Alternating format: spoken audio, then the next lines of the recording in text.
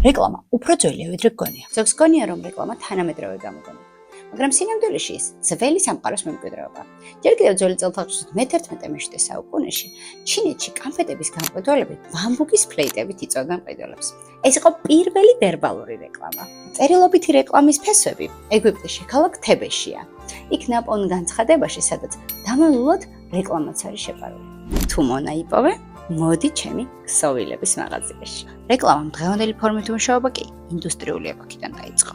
პირველი ბრენდი, რომელმაც რეკლამაში განცდა გამოიყენა, ეს გახლდათ Pure Soap.